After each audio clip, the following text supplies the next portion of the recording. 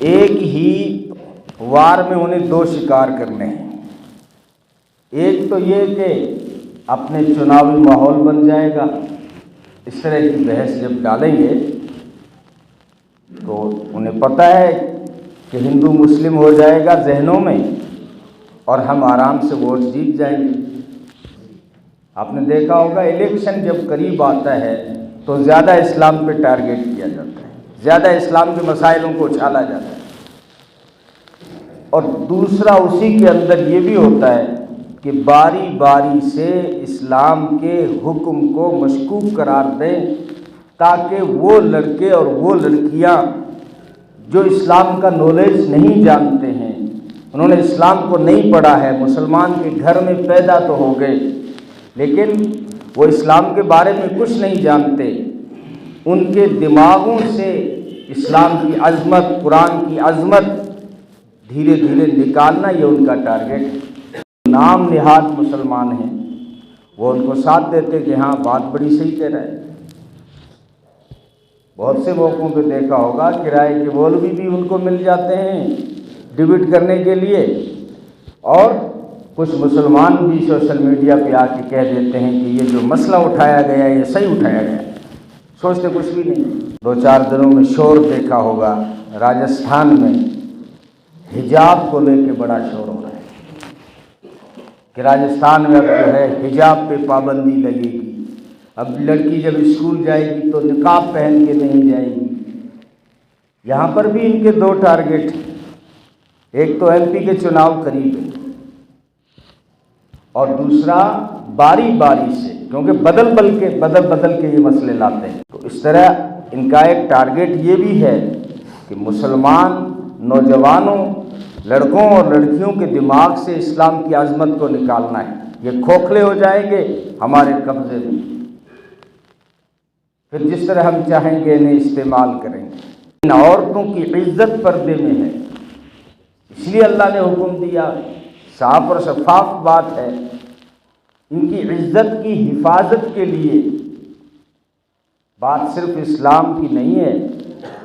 یہ شور کریں نہیں، پتہ نہیں ان کے خود کے دھرم میں رام جب ونواس کے لیے چلے گئے، 14 برس کے لیے چلے گئے تھے، جب واپس آئے تو بہت بڑی خوشی کی ایک تقریب رکھی گئی تھی کہ 14 سال کے بعد رام واپس پلٹے ہیں۔ تو سیتا کے دیور سے کہا گیا کہ آج خوشی ہے، ایک مالا رام کے گلے میں ڈال دو اور ایک مالا جو ہے سیتا کے گلے میں ڈال دو۔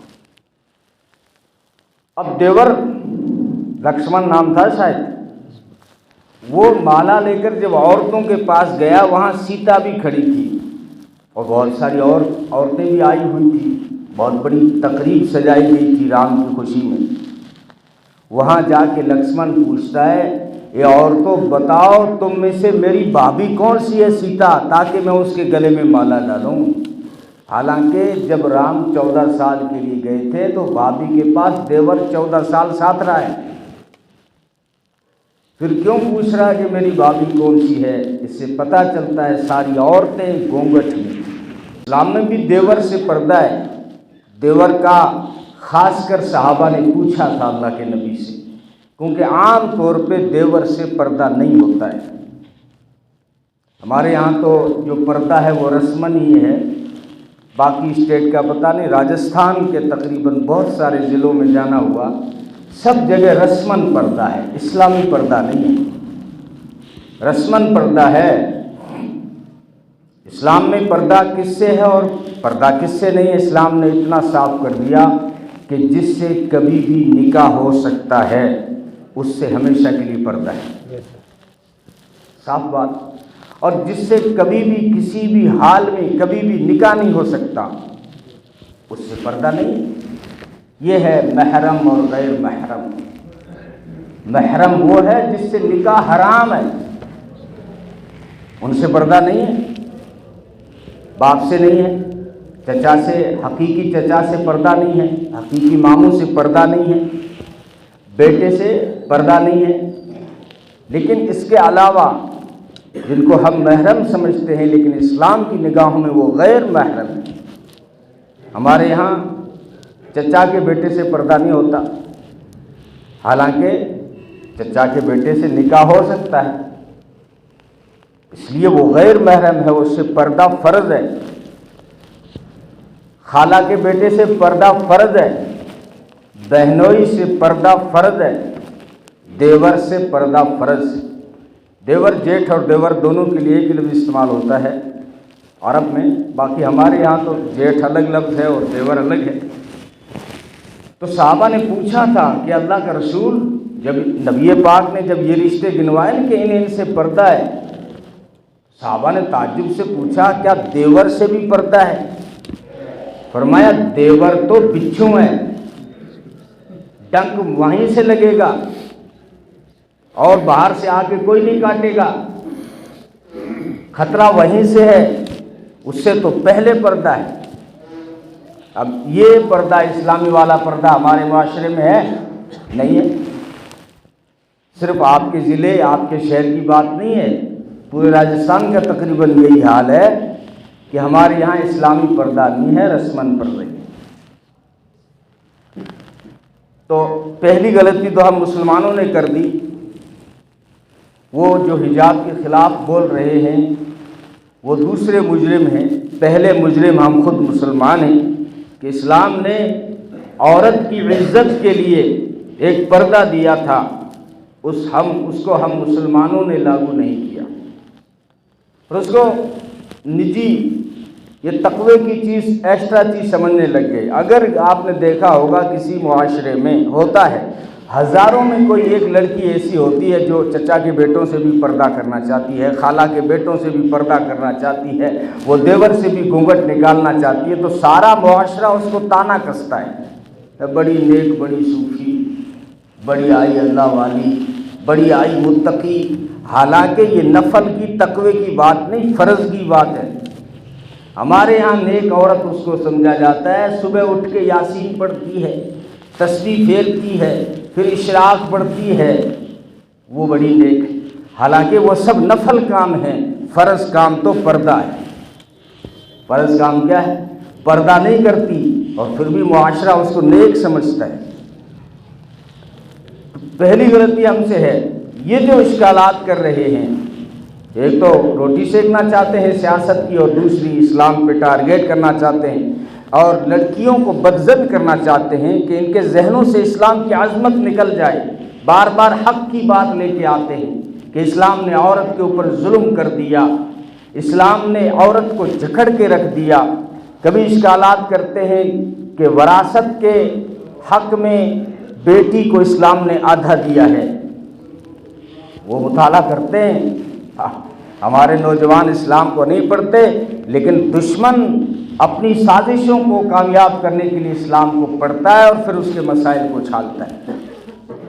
وراثت کسی نے نہیں دیا تھا، نہ رومن اور یونان میں تھا، نہ ہند میں تھا، نہ ایران میں تھا، نہ عرب میں تھا۔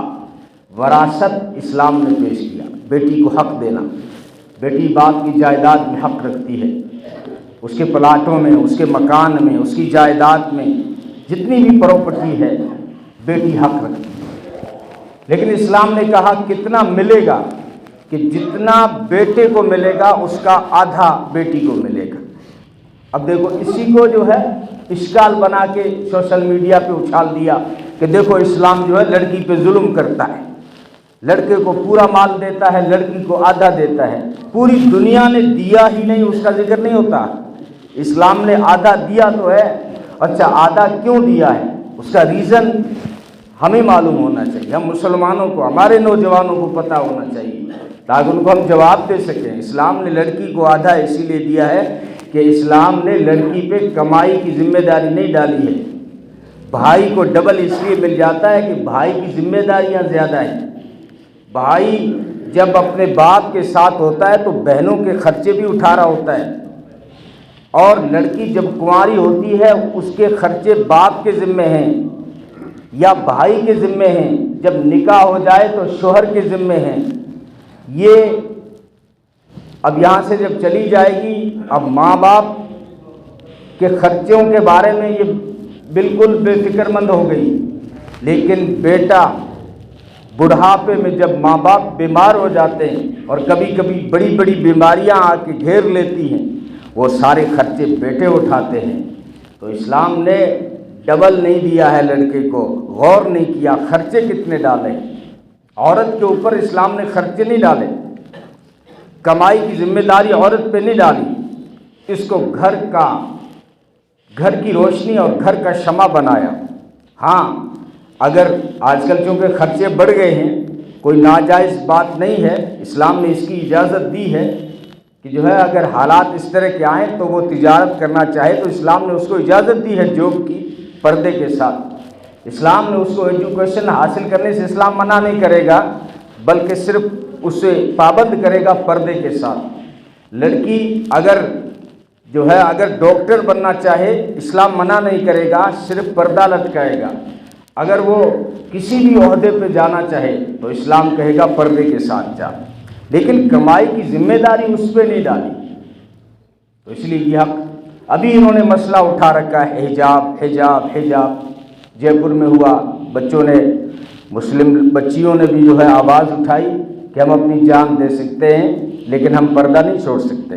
وہ بچیاں شاید اچھے ماحول میں تربیت پا رہی ہیں، انہوں نے آواز اٹھائی، ورنہ کچھ ایسے بھی پیدا ہو جاتے ہیں ہم مسلم گھرانوں میں بھی جو کہہ دیتے ہیں کہ بات بڑی صحیح کہہ رہے ہیں۔ بہت سارے مسلم اینکر ہیں، ایک وہ مسلم اینکر ہے، وہ کہتی ہے اس میں سانس گھٹتا ہے، اس میں پھر آدمی، ارے سانس جو پہنتا ہے اس کا نہیں گھٹتا، تیرا کیوں گھٹ رہا ہے؟ تیرے تو سر پہ تو پٹا نہیں۔ یہ اسلام کے اصولوں پہ اشکال کرنا ہے، حالانکہ بڑی عزت کی چیز تھی، نیچرل چیز تھی۔ انسان غور کرے، دماغ لگائے کہ ہندوستان کی لڑکی چاہے مسلمان ہو چاہے وہ ہندو ہو، جب یہ پردے میں تھی، غیر مسلم جب ساڑی کے اندر تھی اور مسلمان جب چادر میں تھی، تو کبھی اس ملک میں ریپ کا واقعہ نہیں ہوا تھا، کبھی نہیں ہوا۔ لیکن جب سے لباس اتار کے اور شارٹ لباس میں چوراہے پہ پہنچی تو اس کی عزت پہ حملے ہوئے۔ آپ کھلا گوشت تھالی میں باہر لے جائیں گے، کوے اور چیل جھپٹا نہیں ماریں گے؟ وہاں تو بڑے سمجھدار ہو جاتے ہو، دکاندار کو کہتے ہو کالی تھیلی میں ڈال کے دے۔ تو اسلام تو یہی کہا ہے، اسلام نے یا ایھا النبی قل لازواجک وبناتک ونساء المؤمنین، اے میرے محبوب کہہ دو اپنی بیویوں کو، تاکہ کوئی یہ نہیں کہے کہ اسلام ہم پہ شک کر رہا ہے۔ بھائی ان پاکیزہ عورتوں کو اللہ نے حکم دیا ہے جن کے اوپر جنت کی حوریں بھی رشک کرتی ہیں۔ عائشہ کو کہا جا رہا ہے، حفصہ کو کہا جا رہا ہے، ام سلمہ کو کہا جا رہا ہے، صفیہ کو کہا جا رہا ہے، زینب کو کہا جا رہا ہے کہ نبی کی بیویوں اور نبی کی بیٹیوں، فاطمہ کو جس پہ اوپر جنت کی حوریں رشک کریں، ان سے کہا جا رہا ہے کہ جب آپ گھر سے باہر نکلیں، اور پھر آگے وَنِسَاءِ الْمُؤْمِنِينَ، میرے محبوب تمام مسلمان عورتوں تک یہ حکم پہنچا دو کہ جب اپنے گھر سے باہر نکلیں یُدْنِینَ عَلَيْهِنَّ مِنْ جَلَابِیبِهِنَّ، کہ جو ہے چہرے پہ موٹی چادر ڈال کے نکلا کریں، باریک بھی نہیں۔ ورنہ نبی نے فرمایا تھا قیامت سے پہلے عورتیں کپڑا پہننے کے باوجود ننگی ہو جائیں گی۔ صحابہ نے عرض کیا اللہ کے رسول کپڑا پہننے کے باوجود ننگی کیسے؟ علماء نے اس کے دو مطلب بیان کیے، ایک تو یہ کہ اتنا باریک پہنیں گی کہ جسم نظر آئے گا، اور دوسرا مطلب ہے کہ اتنے تنگ کپڑے پہنیں گی کہ جو ہے ان کے جسم کی شناخت نظر آئے گی صاف۔ آج وہ برقع جو پردے کے لیے تھا اس کو بھی زینت بنا دیا، اس کے اوپر بھی ایسے ایسے بیل بوٹے اور ایسے ایسے پھول اور ایسا چمکیلا کہ جو نہ دیکھے وہ بھی دیکھنے لگ جائے گا۔ تو مقصد کیا تھا؟ اوڑھا کیوں تھا؟ تو یہ چادر اسلام کے اہم احکامات میں سے ہے۔ لوگ کہتے ہیں جب ڈبیٹیں چلتی ہیں نا تو ایسے بھی مل جاتے ہیں ان کو نام نہاد مسلمان، بولا حجاب ہے ہی نہیں اسلام میں، حجاب ہے ہی نہیں قرآن میں۔ اب قرآن تو پڑھا نہیں، تو سارا دن اخبار پڑھتا رہا اور پھر وہاں بیٹھ کے کہتا ہے کہ قرآن میں حجاب نہیں ہے۔ فرمایا اللہ تعالیٰ نے دیکھو کتنا اپنے محبوب کے گھر سے اس کی شروعات کر رہے ہیں نا، تاکہ کوئی یہ نہ کہے کہ مجھ پہ اسلام شک کر رہا ہے۔ نبی پاک صلی اللہ علیہ وسلم کے دربار میں حضرت ام سلمہ بیٹھی ہے اور حضرت میمونہ بیٹھی ہوئی ہے اور حضرت عائشہ بیٹھی ہوئی ہے، نابینا صحابی ہیں، ماں کے پیٹ سے اندھے پیدا ہوئے، عبداللہ ابن ام مکتوم وہ ملنے آ رہے تھے، دور سے نبی نے آتا دیکھا تو فرمایا ام سلمہ اندر چلی جاؤ، جاؤ میمونہ اندر جاؤ، وہ صحابی آ رہا ہے۔ تو امی عائشہ نے عرض کیا اللہ کے رسول اندر کیوں جائے؟ وہ تو اپنی پہلی بات تو یہ کہ ہمارا روحانی بیٹا ہے، کیونکہ نبی کی بیویاں پوری امت کی ماں ہے، یہ قرآن نے کہا ہے، نبی کی بیوی پوری امت کی ماں ہے۔ پہلی بات تو یہ کہ ہمارا بیٹا ہے، دوسری بات یہ ہے کہ وہ تو ماں کے پیٹ سے اندھا پیدا ہوا ہے، تو اندھے سے کیا پردہ کریں؟ اس وقت نبی کے چہرے پہ جلال آ گئے، فرمایا عائشہ وہ اندھا ہے، تم تو اندھی نہیں ہو، جاؤ۔ یہ کیا پیغام تھا؟ یہ ان کے لیے نہیں تھا، یہ ان عورتوں کے لیے تھا جو چہرے پہ باریک کپڑا تو ڈال لیتی ہیں لیکن کہ دیکھو فلانی کو جوائیں جا رہی ہے، تنے کے لیے فلانی کو جوائیں جا رہی ہے۔ اسلام نے کہا ہے کہ جس طرح پردہ ڈالنا ہے نا اوپر، اس طرح آنکھوں کی اوپر بھی ایک پردہ لگا ہوا اس کو بھی جھکانا ہے۔ الگ حکم دیا مردوں کو، قل للمؤمنین یغضوا من ابصارہم، میرے محبوب آپ کے امتیوں کو کہہ دو، مردوں کو کہہ دو، جب تمہارے سامنے کوئی عورت آ جائے غیر محرم تو اپنے آنکھوں کی پلکوں کو نیچے جھکا لیا کرو، پردہ کر لیا کرو۔ اور عورتوں کو الگ حکم دیا، وَقُلْ لِلْمُؤْمِنَاتِ يَغْضُضْنَ مِنْ أَبْصَارِهِنَّ، یہ عورتوں جب تمہارے سامنے کوئی غیر محرم مرد آ جائے تو اپنی نگاہوں کو جھکا دو۔ اسلام کے نبی کے گھر سے احکامات جاری کیے اور صحابہ کو حکم دیا کہ فَإِذَا سَأَلْتُمُوهُنَّ مَتَاعًا فَاسْأَلُوهُنَّ مِنْ وَرَاءِ حجاب، حجاب کا لفظ ہے قرآن میں، مِنْ وَرَاءِ حجاب، مِنْ وَرَاءِ حجاب۔ اے صحاباؤ، نبی کی بیویوں سے گھر جب تم کوئی چیز مانگنے جاؤ تو پردے کی اوٹ سے مانگا کرو۔ کسی کے گھر جاؤ، اسلام نے آداب بتائیں، گیٹ کے سامنے مت کھڑے ہو۔ یہ گشت کے آداب میں بتایا جاتا ہے بار بار کہ کسی کے گھر جاؤ تو دروازے کے سامنے مت کھڑے ہو۔ اجازت کا مطلب یہی ہوتا ہے، اجازت لے کے کیوں جاؤ؟ اجازت کا یہی مطلب ہے کہ تمہاری نگاہ گھر کے اندر نہ چلی جائے۔ اور اس کو اسلام نے حق دیا ہے کہ اگر تمہارے گھر میں کوئی جھانکے اور تمہیں پتہ چل جائے کہ جھانک رہا ہے، اسلام نے کہا اگر تم نے اٹھا کے پتھر مار دیا، اس کی آنکھ پہ آنکھ پھوٹ گئی اور وہ کورٹ میں چلا گیا تو اسلام کہتا ہے کوئی سزا نہیں، صحیح مارا اس نے، حق تھا اس کا۔ نبی پاک صلی اللہ علیہ وسلم ہرنی کے سینگ سے یوں کھجا رہے تھے پیٹھ پہ، ہرنی کی سینگ جو ہوتا ہے اس سے پیٹھ پہ یوں کھجا رہے تھے، دیکھا دروازے پہ کوئی کھڑا ہے، اس اندر اس نے جھانکا اور پھر اجازت لے کے آیا۔ نبی نے فرمایا، نبی نے دیکھ لیا درگزرن کا، نصیحت بھی کرنی درگزر بھی کرنا، فرمایا اگر مجھے پتہ چلتا نا کہ تو دیکھ رہا تھا جھانک کے تو میں یہ سینگ تیری آنکھ میں گھسا دیتا۔ اسلام نے حق دیا ہے۔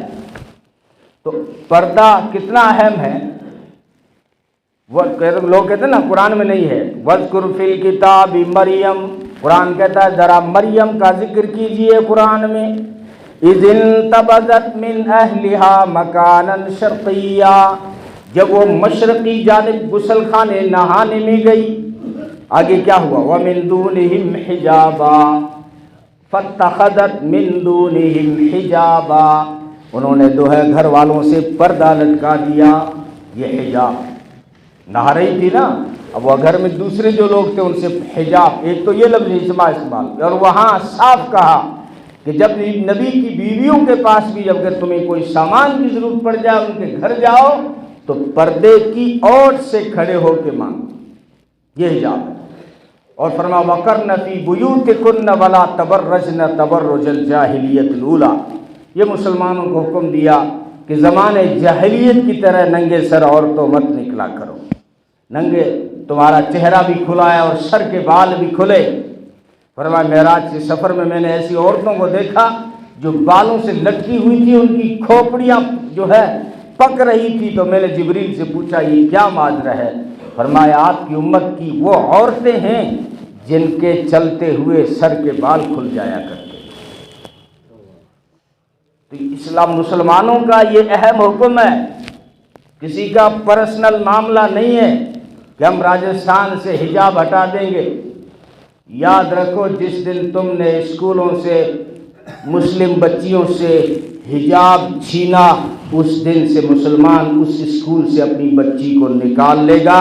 ہم اپنی اسکولیں خود چلانا بھی جانتے ہیں، ہم چندہ کریں گے، 10-10 روپے لیں گے، محلے محلے اسکول کھولیں گے، اپنی پرائیویٹ اسکولیں چلائیں گے، لیکن جس اسکول میں ہماری بچیوں کو پردہ نہیں کرنے دیا جائے گا وہاں پر ہم بچوں کو ہی نہیں ڈالیں گے۔ تم ہمیں دھمکیاں دیتے ہو کہ ہم راجستھان میں جو ہے حجاب پہ پابندی لگا دیں گے، حالانکہ صحیح اصل مسئلہ تو الیکشن کا ہے، MP کا چناو ان کو نکالنا ہے، لیکن ایک ٹارگیٹ یہ بھی ہوتا ہے کہ الیکشن بھی جیتو اور مسلمان کے کسی حکم کو بھی مجروح اور مشکوک کر دو۔ تو ہمیں معلوم ہونا چاہیے کہ پردہ اسلام میں بہت اہم ہے، یہ نفلی اور مستحب چیز نہیں ہے بلکہ فرض چیز میں آتا ہے۔ جس طرح نماز فرض ہے اسی طرح عورت کے لیے حجاب فرض ہے، یہ ہمیں معلوم ہونا چاہیے۔ تو ہم جو ہے سب سے پہلے ہمارے اندر بھی اس کی کمی ہے کہ پردے کا ہمارے یہاں اہتمام نہیں ہے، اس لیے ہم جو ہے اپنے جتنے بھی اسلامی احکامات ہیں ان کی پابندی کریں، اور تاکہ دشمن کو موقع نہ ملے، اور ہمارے اندر سے کوئی ان کو حمایتی مل جاتا ہے پھر ان کا جو ہے قول مضبوط ہو جاتا ہے، وہ کہ تو فلانا صاحب کہہ رہے، فلانا کرایہ دار مولوی مل گیا ان کو، فلاں ملا کہہ رہا ہے، فلاں پڑھا لکھا پروفیسر کہہ رہا ہے۔ بھائی پروفیسر کچھ بھی کہے، قرآن کے صاف احکامات ہیں، جس طرح جو ہے اللہ تعالیٰ نے اور مرد کو ایک زینت دی ہے داڑھی سے، اس طرح اللہ نے عورت کو زینت دی ہے پردے سے، حیا سے۔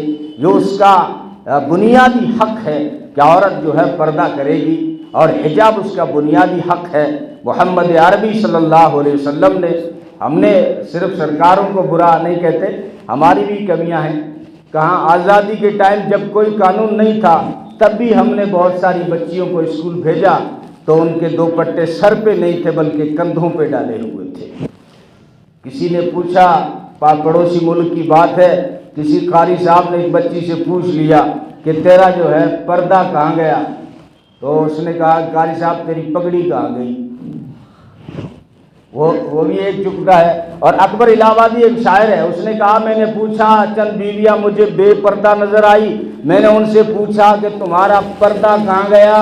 کہنے لگی مردوں کی عقل پہ پڑ گیا۔ اس لیے ایک بزرگ تھے، جب عورتوں میں بیان کرتے تھے تو داڑھی پہ بولتے تھے، بولا داڑھی معاشرے میں اسی لیے نہیں بڑھ رہی ہے کہ یہ عورتیں ہیں نا، یہ جو ہے چونٹی بڑھتی ہے، کہیں نہ کہیں شوہر کو کہتی ہوں گی کہ داڑھی نہیں رکھنی تو ملا لگے گا، صوفی لگے گا، اس لیے جب عورتوں میں بیان کرتے تو داڑھی پہ کرتے، اور مردوں میں بیان کرتے تو پردے پہ کرتے، کیونکہ مرد جب فیصلہ کر لے گا تو پھر پردے آسان ہو جائے گا۔ محمد رسول اللہ، آخری بات کہہ رہا، محمد رسول اللہ صلی اللہ علیہ وسلم نے عیسائی لڑکی کو دیکھا جس کے سر پہ دوپٹہ نہیں تھا، فرمایا میری نبوت والی چادر لاؤ، اس بیٹی کے سر پہ ڈال دو۔ عیسائی لڑکی تھی، حاتم طائی کی بیٹی، عدی کی بہن تھی، اور صحابہ نے کہا دشمن کی بیٹی ہے، فرمایا بیٹی بیٹی ہوتی ہے، چاہے اپنی ہو چاہے دوسروں کی ہو۔ محمد عربی نے غیروں کی بیٹیوں پہ پردے ڈالے تھے، آج تم اس محمد عربی کے اسلام پہ انگلیاں اٹھاتے ہو۔ اللہ تمہیں ہدایت دے، اگر تمہارے نصیب میں ہے تو